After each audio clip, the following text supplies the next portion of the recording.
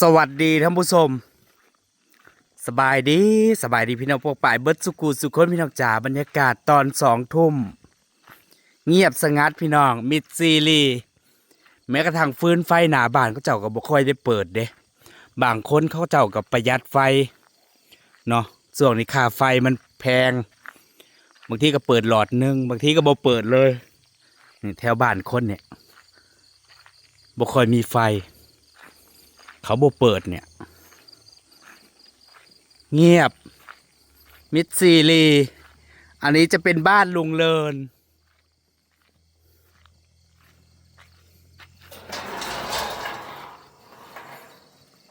จักรยานคู่ใจลุงเลินนี่จอดหน้าบ้านได้ข่าวว่ายายมาเพิ่นตำหูพี่น้องเดี๋ยวสิพามาซองเบิงบ่มีกับบ่หูเพราะบ่มีบ่ค่อยได้เข้ามาบ้านเพิ่นแต่โดนแล้วเป็ดกับบ่จักหลับจักนอนเด้แซวอยู่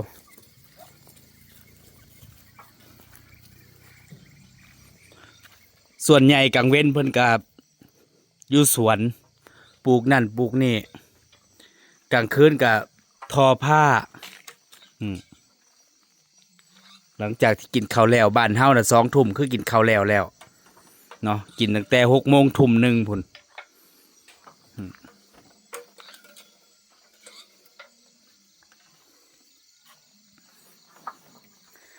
สบายดียายมา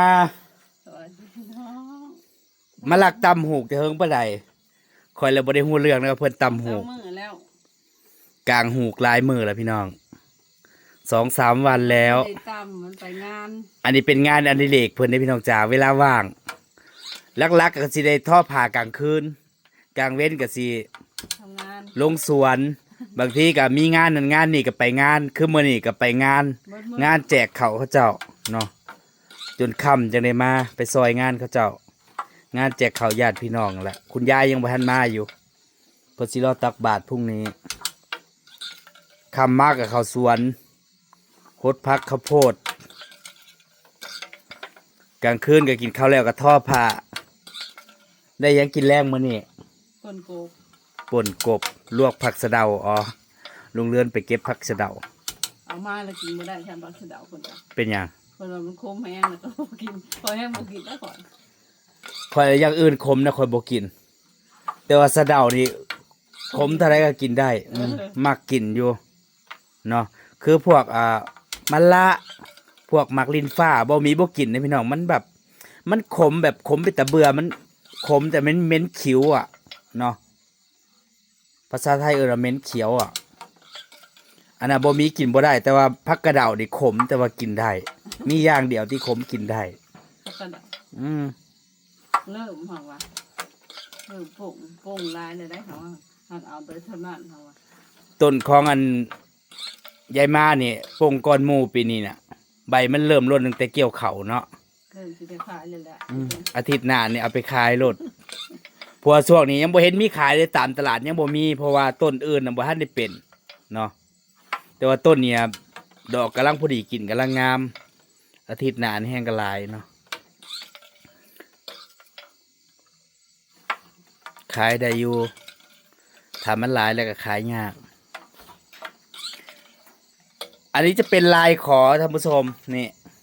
เนาะหรือว่าลายตัวเอฟนั่นเองภาษาไทยเอ่ยว่าลายขอเป็นลายที่แบบส่วนใหญ่ฝั่งไทยเขาเจ้านิยมเนาะประมาณนั้นบอกว่าสิเป็นในหลวงพระเจ้าอยู่หัวอันเจ้าเสียเขาเจ้าก็ใส่เนาะเขาเจ้าไปนิสเนาะเป็นลายแบบส่วนใหญ่อยู่ฝั่งไทยเขาเจ้าสิไปตัดเสือตัดสุดแต่อยู่ลาวประเทศเป็นผ้าถุงพี่น้องจ้าอันนี้ก็น่าสิเป็นทรงไทยนั่นแหละเนาะแต่ละปีเพราะว่าอยู่ลาวบ่ค่อยเห็นเขาเจ้านิยมใส่เด้พี่น้องเห็นแต่อยู่ไทยเขาเจ้านิยมแต่ว่ายายมาแล้วก็ได้ท่อสู่ปีอันนี้รับจ้างท่อเด้บ่แม่นเพิ่นนั่นท่อเองขายเองเด้พี่น้องจ๋าเพิ่นรับมาอีกทีนึงก็เจ้าเก่าเจ้าประจำเพิ่นนั่นแหละเขาเจ้าสิมีนายหน้าเนาะที่ไปรับงานมาแล้วก็จ้างคนท่อปีนี้เขาเจ้าขายพื้นเท่าไหร่ยายมาพื้นซ้ำเก่าผ่านไป3 ปี 4 ปียังซ้ำเก่าอีกพี่น้อง พ อขึ้นกับบ่ได้ อืม เข้ามาให้กับไปลงเขาว่าเงินคนละว่าเงินขึ้นก็เดี๋ยวว่าสิขึ้นเขา เงินบาทนะขายพื้นเท่าไหร่ เขาขายน่ะแต่ซ้ำเก่า บ่อนเจ้าจ้างทอเนี่ย แต่ไม่เฮินมันก็เช้าสองคือเก่า 2,000 กีบท่านผู้ชมมันบ่ได้ฮอด40 บาทเด้ ประมาณนั้น มันประมาณ30 กว่าบาท เช้าสองในกับมัน อันเช้าบาทมันก็เท่าได้6,000บ่บอก 7,000 น่ะไปตามนั่นหมดแล้วจะ2,000อันนี้เก้าตัวนี้เงินบาทนะครับ 22 72 14 40 กว่าบาท เพราะว่าข้อขึ้นให้แน่ก็บ่ได้บ่เพราะว่าก ลัวสิได้พื้นหนึงพี่น้องมื้อหนึงเนี่ยพื้นหนึงบ่ได้เด้ โหถ้าตั้ง คันมีเวลาอีหลีอะได้เนาะ จะได้ อันนี้ครับมันบ่ได้ตั้ง อันนี้สิใช้เฉพาะเวลาว่างมื้อใดว่างก็ได้ทอมื้อใดบ่ว่างก็บ่ได้ทออันนี้ก็อาศัยกินข้าวแรงแล้วก็มาทอดึกๆ3 ทุ่ม4 ทุ่มก็ขึ้นไปนอนจังซี่นะเนาะเพราะกลางเว้นส่วนใหญ่บ่ค่อยมีเวลาว่างหรอกเดี๋ยวก็ลงสวนไปหันไปนี่อันนี้จะเป็นฝ้าย 100% นะจ๊ะเนาะแต่บ่แม่นย้อมคามอันนี้จะเป็นน่าสิเป็นสีเคมี แม่น ถ้าย้อมคามมันก็สิสีคามพี่น้องเป็นสีธรรมชาติ จัดอลิลอยเพราะว่า แต่ว่าสีแบบนี้สีธรรมชาติก็มีได้คือพวกย้อมคังน่ะแต่ซุมื้อมันอาจสิบ่ค่อยได้ บ่ค่อย ย้อมแบบสมัยโบราณแล้วสีอื่นนอกจากคาม เอาจากข้ามพุ่นน่ะ แต่มันทอยากเด้พี่น้องบ่คือผ้าทั่วไป อันนี้ย้ายมาแล้วก็อาศัยแบบเฮ็ดสู่ปีนั่นล่ะ แบบเข้าไปเก่าๆ อาศัยดึงลายใส่กัน ถ้าผู้ใดเฮ็ดบ่เป็น ก็แม่น เฮ็ดให้ผ้าเขาเสียหายก็คือรับผิดชอบ เขาสิไล่พื้นละเลย ก็คือทอแล้วบ่ได้เงิน 200หรือ300เนี่ยบ่ได้ถามพี่นี่ แต่ละปีเขาขาย200 200 ขายออก แบบมีคนซื้อเขาเจ้าก็ตัดขาย มีคนซื้อเขาก็ตัดขายนะเขาขายคนละ200 อันทั้งหมดนี่มันเป็นซาวาแม่นบ่ จากได้40 วาบ่ 40พื้นอัน อืม พื้นอันแพอันมันโพดละ10พื้นเนาะตัวเฮาอันแก่อันนี้คนละ10พื้น10พื้นบัดนี้10 ถ้าคิดเป็นเมตรก็ประมาณ40 เมตรพุ่นแหละพี่น้องเนี่ยแต่ส่วนใหญ่เขาบ่ได้ขายอันเป็นเมตรเด้เขาสิคิดว่าเป็นวาเนาะอยู่ลาวเขาสิเอิ้นเป็นวาทอผ้าเป็นวา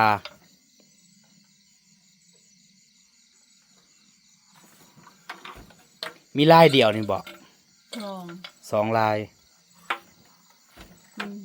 มัน40แล้วก็อันลายตัวนี้น่ะ2โคนลายตัวนั้นลายตัวบ่ทันได้จำมันก็2มันก็เป็น4เนาะมันน่ะแบบเครือละ2ละ2ลายว่าซั่นจ้ะ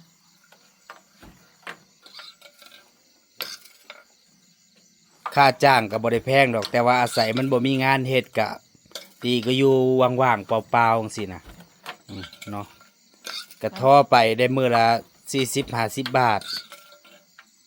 กว่าสิได้เงิน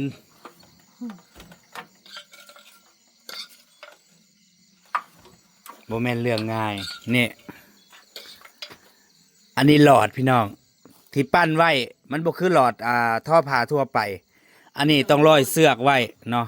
ร้อยเสือกไว้ปั้นแล้วก็ร้อยเสือกไว้เฮาสิสลับบ่ได้สั้นลายมันสิเปลี่ยนเนาะเพราะมันเป็นลายอันผ้ามัดมีเขาเจ้ามัดไว้นี่มันต้องตามแถวตามลำดับมันเนี่ยเนาะนี่ร้อยเสือกไว้เบิดมันทอมั่วบ่ได้เด้สั้นลายมันบ่เป็นไปตามลายเนาะนี่ จำลายบ่ได้ มันบ่แม่นลายพินเด้อันนี้มันเป็นลายอันมัดมีนี่เวลาทอก็ต้องดึงเข้ากัน ดึงลายมันใส่กันบ่แม่นว่าเขาเฮ็ดมาแล้วมันสิเป๊ะโลดเด้บ่แม่นเนาะต้องดึงลายใส่กันสั่นมันก็สิม่วนมันก็บ่เป็นลายของมัน มันอาศัยผู้เชี่ยวชาญผู้เคยทอเท่านั้นสั่นละเฮ็ดบ่ได้ ผู้เขาเอาผู้บ่เป็นนำไปให้เฮ็ดกิน แต่ยายรุ่นเราก็เฮ็ดเป็นอยู่แต่เราบกเมื่อก่อนเราก็รับจ้างทออยู่ แต่เสมือนเราก็ลงทุนเองเฮ็ดเองขายเองเนาะยายรุ่น คนเก่ากับส่วนหลายกับคันว่าอันนี้แหละเขาก็ให้ยานะ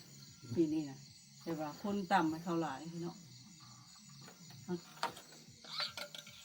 ตัวเองก็ว่า อาศัยเวลาว่างเจ้าของมีงานว่าง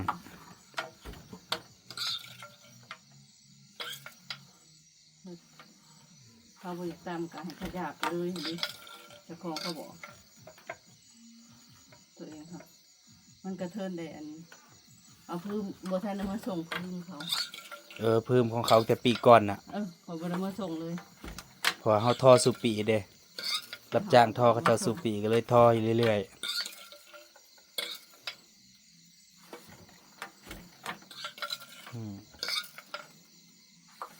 มันยาวแล้วก็ม่วนเขาได้พี่น้อง ไปสมออะไรนี่ เพราะมันยืดบ่ถึง ยืดไปถึง เนาะ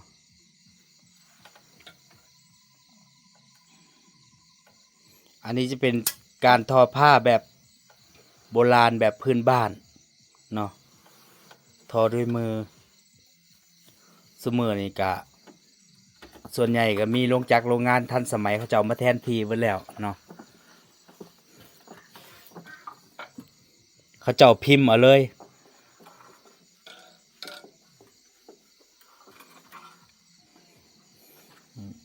ม้วนเขา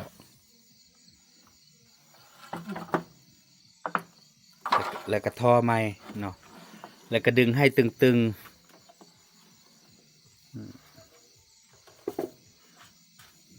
ดีแต่บ่ล้มมื้อนี้น่ะเงียบสงัด อันที่เพิ่นขังผาไว้นี่คือกั้นลมเด้พี่น้อง ลม กั้นลมใบไม้ขี้ฝุ่นจังซี่เนาะ2 มื้อแล้วบ่ลมแต่มื้อนี้น่ะบ่ค่อยหนาวเนาะเมื่อคืนก็ยังอากาศเย็นอยู่เด้ มือนี่มีเหื่อยย่อยอยู่เฮ็ดอันไปช่วยงานเขาก็ บ่ลม2 มื้อแล้ว เหงื่อออกอันนี้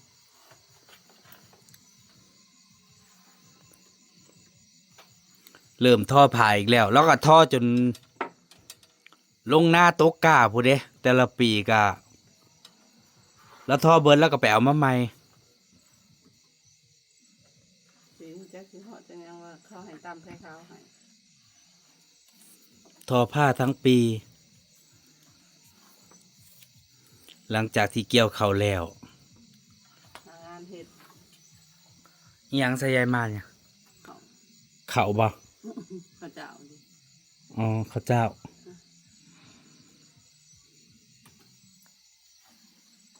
เอาอัน มัน นั้น เหลือเหล้า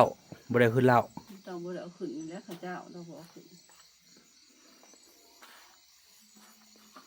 ปีนี้เพิ่นเฮ็ดหน้าเพิ่นก็ได้100 กว่าพี่น้องจ๋าก็ได้หลายอยู่ได้หลายกว่าปีที่แล้ว ขายไปจักสอบเลยยายมา ขายแต่รอบแรกบ่หรือว่าขายอีกรอบ อันเอาบอนมาติดเอาไปให้อัน อ๋อ ลุงนี่แต่ดิติดสอบทางบ่ทันได้เงินจ่ายหัว ราคาเข่าวก็บ่เป็นราคาพี่น้อง เดี๋ยวนี้แห้งกันราคาตกคัก ตอนนั้นได้8 บาทครึ่งอยู่อันช่วงเกี่ยวเขาวใหม่ๆเดี๋ยวนี้8 บาท เขาวมันหลาย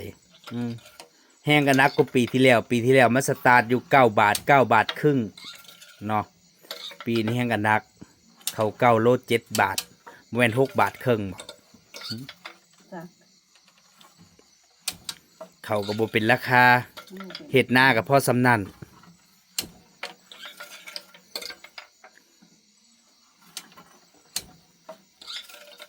ทอผ่ากับราคาเก่าผ่านไปเท่าไรปียังราคาเก่าอยู่เนี่ย เขาขึ้นกับบ่ขึ้น บ่มีแนวเฮ็ดก็เฮ็ดไป เขาได้ใช้ เนาะ เขาได้เสียค่าไฟเติมโทรศัพท์ มันคุ้มอยู่บ่ค่าไฟมาเปิดไฟอัน ทอผ่ากลางคืนนี่เฮ้อ โอ้โห ซุมื้อนี่ค่าไฟก็แพงเด้พี่น้องจ๋า แพง สมัยตะกี้นั่นเฉพาะบ้านเบ้ามีนะ400-500 บาทเองเนาะใส่แอร์ใส่หยังก็บ่ได้แพงซุมื้อนี่ปาไป แล้ว 1,500แล้วสิ2,000แล้ว น่ะ ค่าไฟมันแบบ เขาเจ้าปรับขึ้น2 เท่าพุ่นปรับขึ้นแบบ บ่มีเหตุผลเลยอ่ะแบบก้าวกระโดดแต่ว่าเงินเจ้านี่ค่าไพ่เท่าไหร่เดือนนี่ ถ้าซี่บ่แม่นบ่วะ54บ่คือ50 เพราะว่าค่าไพ่เพิ่นน่ะเพิ่นก็บ่ค่อยได้ใช้เปิดไฟเนาะมีตู้เย็นตู้เดียวแค่นั้น 54 แล้วก็บ่ได้ใช้ไฟอะเดือนหนึงก็ แม่นนั่นแหละ54บ่ได้ฮอด100 บาทดอกของยายมาก็ธรรมดาอยู่ มันจะได้น้ำกับตู้เย็นกับโทรทัศน์